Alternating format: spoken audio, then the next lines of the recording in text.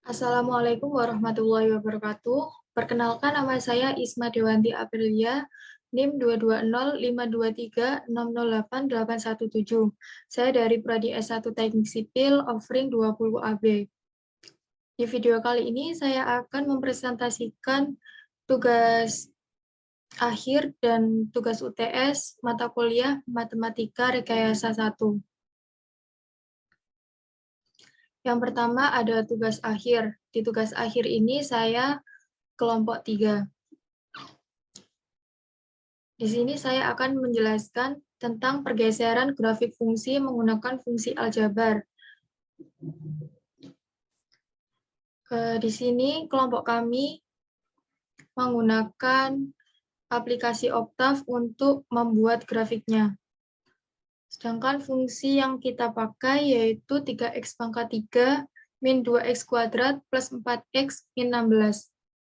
Kemudian kita gambar menggunakan aplikasi Octave sehingga grafiknya menjadi seperti ini.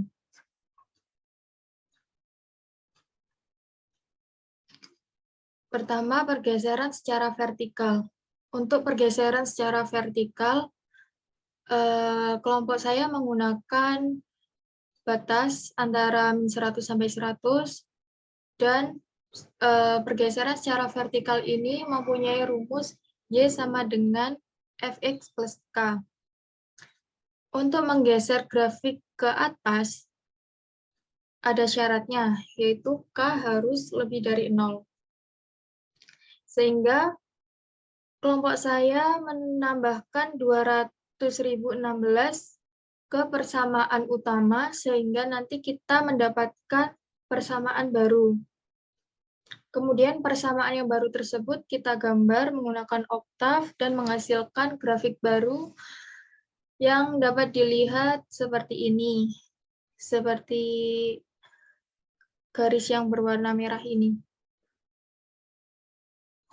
Untuk menggeser grafik ke bawah, syaratnya K yang digunakan harus kurang dari 0. Sehingga kelompok saya menambahkan min 419.984 ke persamaan utama, dan nantinya akan mendapatkan persamaan baru, kemudian kita plot menggunakan Octave, sehingga menghasilkan grafik baru yang berwarna kuning ini.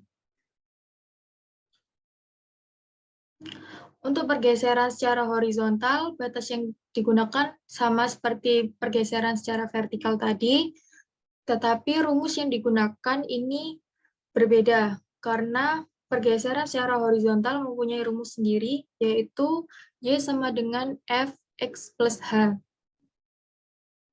Untuk menggeser ke kiri, H yang digunakan harus lebih dari 0, sehingga kelompok saya menambahkan 24 ke persamaan yang awal, persamaan utama, dan nantinya kita mendapatkan persamaan baru, kemudian kita plot menggunakan Octave, dan nanti kita akan mendapatkan grafik baru yang berwarna merah ini. Untuk menggeser grafik ke arah kanan, H yang digunakan harus kurang dari 0, sehingga kita menambahkan min 14 ke persamaan awal, dan nantinya kita akan mendapatkan persamaan baru, dan kita plotkan menggunakan Octave, akan menghasilkan grafik baru yang dapat dilihat, yaitu grafik yang berwarna kuning ini. Di UTS ini ada 4 soal. Jadi soal yang pertama yaitu depresiasi atau penyusutan. Perusahaan penyedia alat berat Anda membeli truk trailer seharga $100.000. Truk terdepresiasi dengan laju konstan $10.000 per tahun selama 10 tahun. A. Tuliskan persamaan fungsi yang memberikan nilai Y setelah X tahun. Jadi fungsi yang dapat kita tulis dari soal tersebut yaitu Y sama dengan Fx sama dengan 100.000 dikurangi 10.000 dikalikan X. Jadi 100.000 ini adalah harga awal dari truk trailer tersebut, dikurangi ini karena penyusutan. Jadi kalau penyusutan itu dikurangi. 10.000 ini adalah penyusutan per tahunnya. Jadi X adalah tahun yang akan kita cari. Yang B, kapan harga truk akan sebesar $55.000? Jadi untuk mencari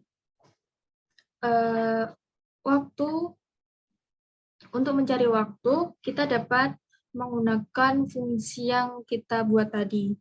Sehingga $55.000 tadi itu kita substitusikan ke fungsi fx ini. Kemudian 55.000 sama dengan 100.000 dikurangi 10.000 dikalikan X. Kemudian ini kita pindahkan ruas ke kiri. Terus kita hitung seperti biasa dan X-nya akan ketemu 4,5. Jadi penyusutan harga truk menjadi $55.000 terjadi setelah 4,5 tahun. Kemudian saya juga menghitung menggunakan Excel, di mana yang X ini adalah titik uji yang saya pakai, terus Fx ini adalah persamaan yang telah dibuat. Nah, ini nanti kita tinggal substitusiin aja. Kalau X-nya 1, itu menghasilkan 90.000. Kalau X-nya 1,2 menghasilkan, ini 1,5 menghasilkan 88.000 dan seterusnya. Kemudian saya menemukan X-nya 4,5 itu menghasilkan 55.000. Jadi caranya berbeda, cuma nanti hasilnya sama. Soal yang kedua yaitu penyerapan obat.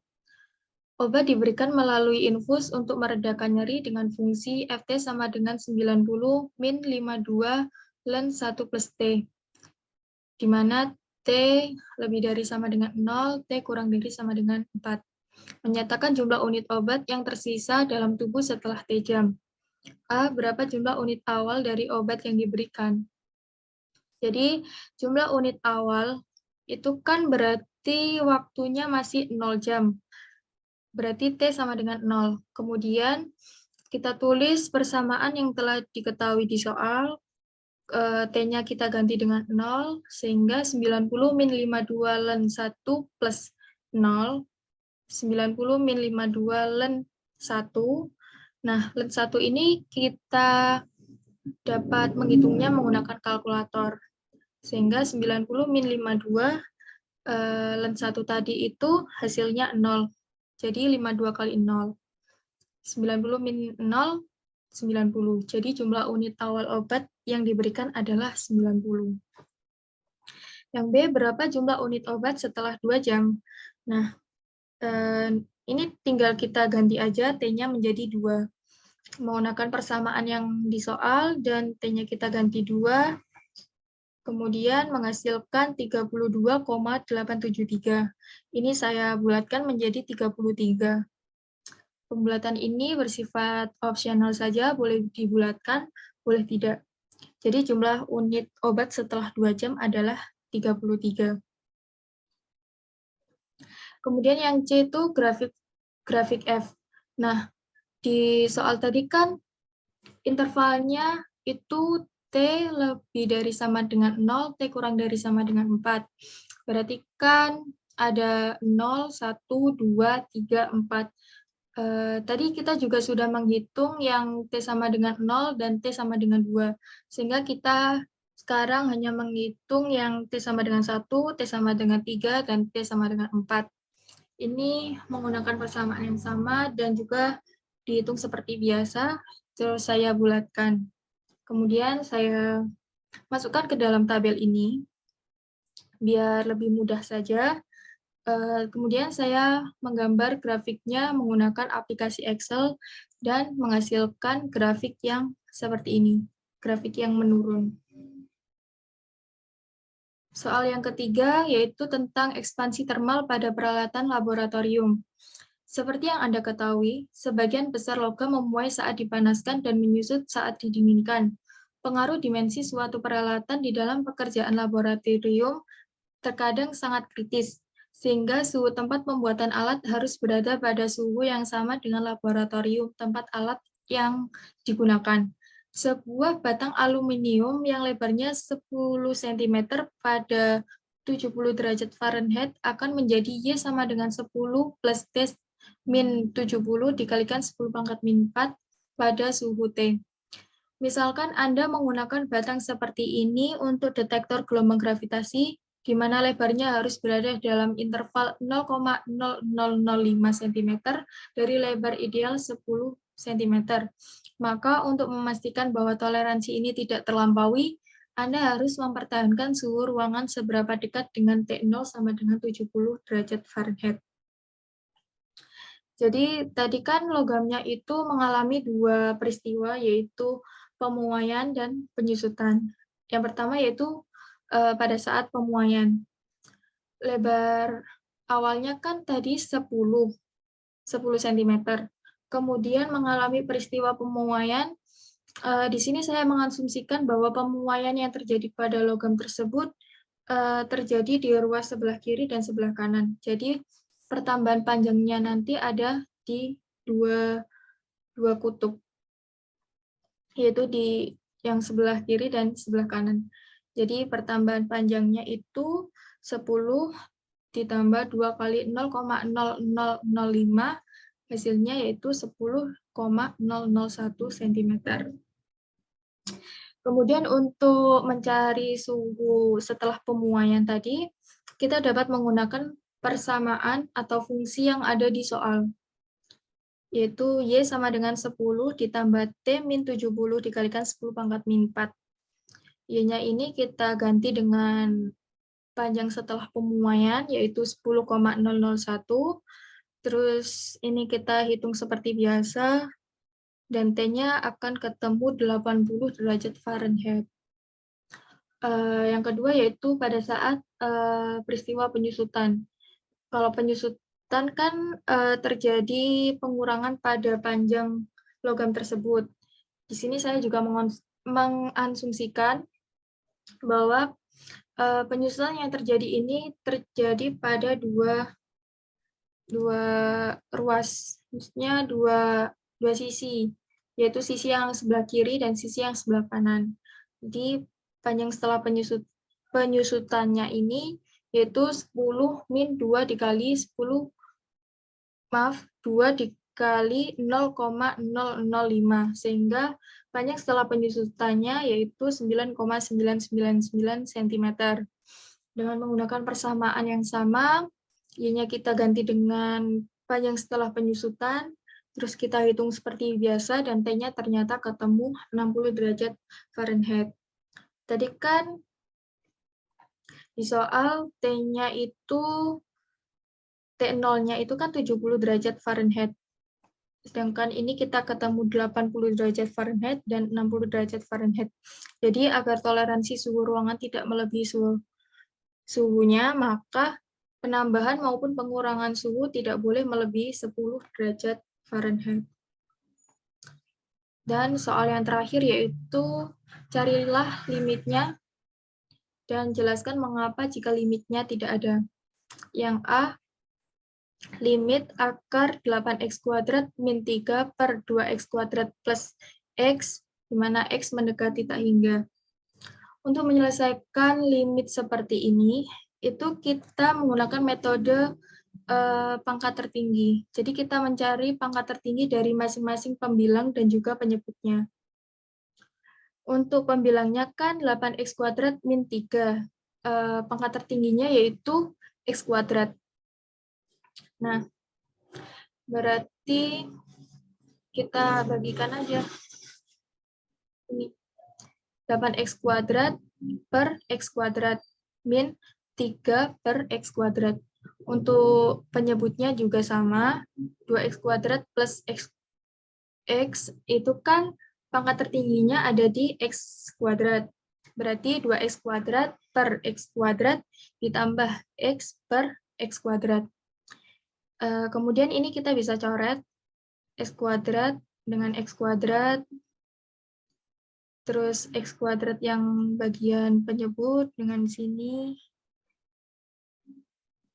Ini juga bisa.